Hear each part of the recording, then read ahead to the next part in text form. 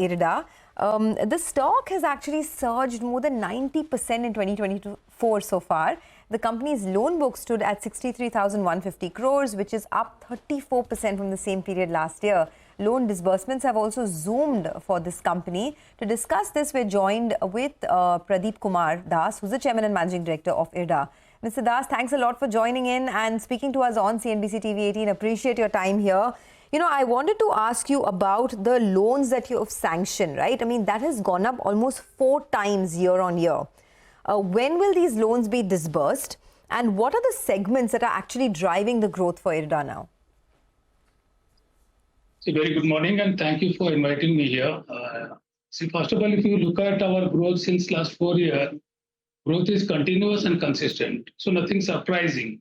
Only thing, if you are comparing the Q1 provisional figure, what we have sent to the stock exchange last night, that appears the sanction on the higher side because the corresponding quarter, the sanction was pretty low.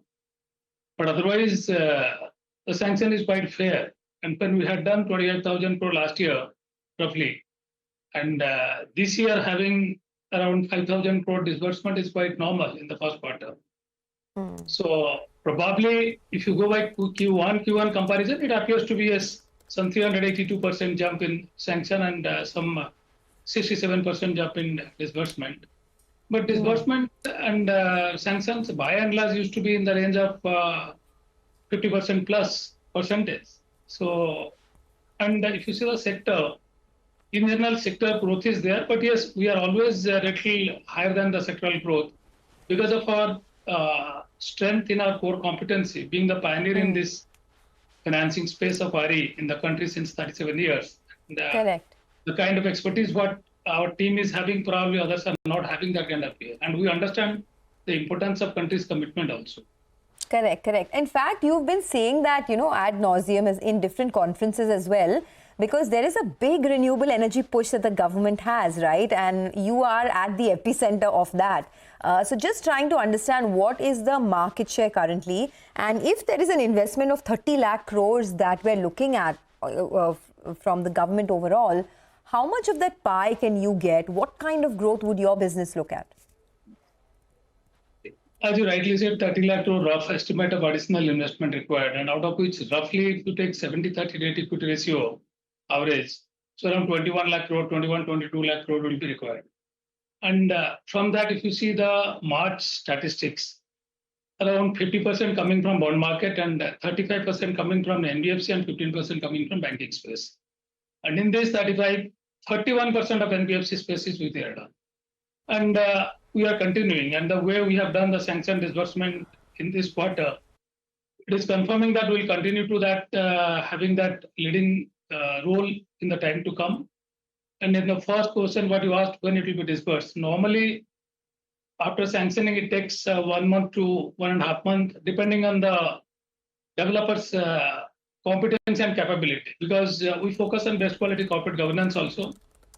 We are subject to RBI compliance, and by and so far in last 4 years, our compliance with respect to RBI is best, one of the best among the NBFC and banking space in the country. And remember one thing, we are not only focusing on quantitative growth, we are focusing continuously on qualitative growth. Simple example I'll give, we have submitted the provisional data 30th itself to the stock exchange. And if you see our earlier provisional data and the actual data, there was no major difference in the actual data. And we are planning to again publish the audited result, full audited result for the quarter. Probably that will be fastest in the banking and non-banking space in the country. And already we have completed our AGM on 24th of last month. And this is again first banking, non-banking finance company, as well as first CPSC who could conduct the AGM. So our numbers are growing, qualitative corporate governance standards we are maintaining. So we are happy that we are able to sustain that. And since we have just listed 6 months back, quite a lot of expectation from the market from us with fair amount of uncertainty. But we're happy we are sustaining that kind of fastest reporting, qualitative corporate governance standards, coupled with these numbers. Okay, all right. Hi, Mr. Das. Good morning and good to see you, Vin. So the focus is on growth as well as on maintaining high corporate governance standards, which is heartening. given the kind of run-up in the stock price, well, the street is anticipating bigger things from you as well. So give us a couple of numbers. For this year, what kind of a growth can we look at? And what does your AUM by the end of this year look like? You have a big target. In the next 6-7 years or so, you're looking at taking it up by close to around 6 times. But in the near term, for this year, what should the AUM look like at the end of this year? And also from the emerging sectors, that you've been talking about, I think it's 25% of your mix. How has the growth been there? See, emerging space is quite good. But in this quarter, the traditional RE is gone up much faster than the emerging one. But if you see the percentage-wise, still we are having around 20-25% in the emerging space. And we'll continue to maintain that because it is not only number, but also we need to sustain the asset quality. So, which is enabling for a lower provisioning coverage ratio.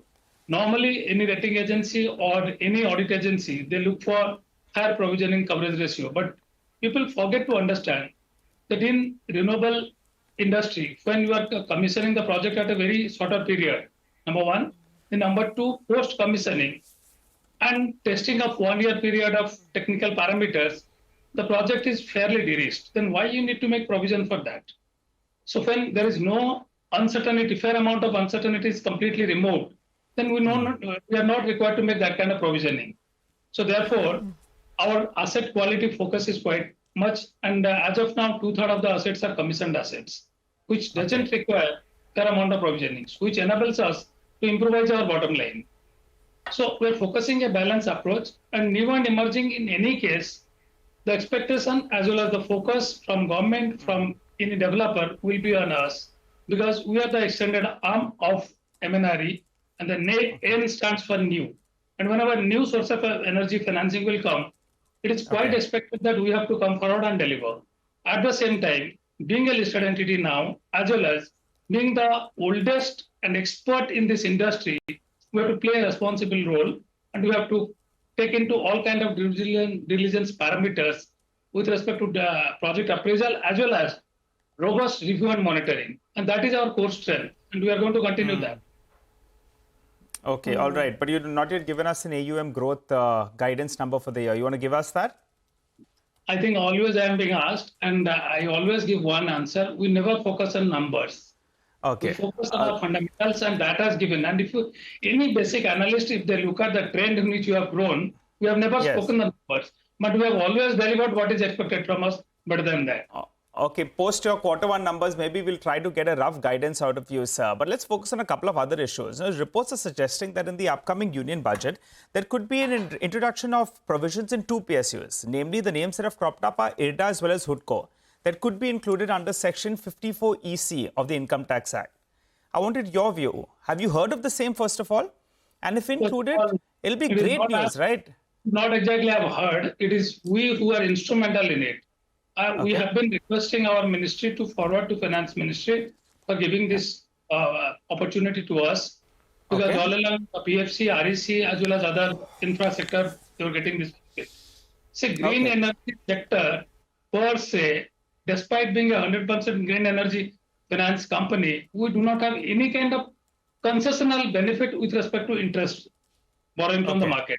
At least 54 EC will enable us. And we are confident this time Government of India will look into our request. And I came to know HUDCO had also submitted their request. And since it is government's domain and their decision, I cannot preempt. But since our request is based by solid logic, and if you want to speed up this 500 installed capacity by 2030, IREDA is the core agency on which the entire thing depends. And okay, so Mr. Das, so this will be great news, right? Because the cost of borrowing will be much lower as well. Yes, definitely. And if you see in the competitive market, when we're not having the AAA stable rate, still we supported the sector by borrowing little higher and lending at little lower, so that we kept the spread at little lesser, so that the project could become bankable. And that is our strength by which we have grown our loan book in last 3-4 years and also maintain the asset quality. So again, this 54 EC will enable us reducing the borrowing cost. Plus, apart from that, as I have already told earlier, we have opened an office in GIFT City. That is going to be operational shortly. We are following the process, whatever is required. That will also enable us to go for natural hedging. Today, overseas borrowing, when we are doing, we have to hedge, and it is costing around 350 to 450 pips interest. And through that, we can save and go for a natural hedging. That much of hedging cost will be saved, and which we can pass on to the sector. So that is also another where we can reduce our borrowing cost. Sure. Mr. Das, very helpful actually. You've given us a lot of numbers. So before we let you go, just wanted to check on the FPO plans. What kind of a timeline are we looking at? See, as of now, Government of India holds 75% of it. And we need equity infusion again, because the way our growth is happening and the sectoral requirement is. So we need to maintain a healthy CRAR so that our stable AAA stable rating is maintained. So we need to infuse further equity. So we are expecting, we have already requested Government of India, and there is a process, and the new government has come in power now. And that process will take some time. So we are expecting between around November to February, if subject to Government of India's approval. Okay, so you're saying the FPO could come through between November and February, and you need more, you need an equity infusion. So what are we looking at in terms of the quantum of the FPO? Difficult to say. It is subject to valuation, but we need roughly some 4,000-5,000 crores, which is we are yet to determine the exact number. It all depends on Government of India's consent, how much they are going to allow us to dilute, because now we are having 75% holding of Government of India. With fresh infusion from the market, there will be a natural dilution by GOI. So anyway, that is the domain of DIPAM. They have the authority, and they have to take a call finally how much they will be allowing us. But we require around 5,000 crores equity infusion during this year. Otherwise, at least earlier of the April of next year.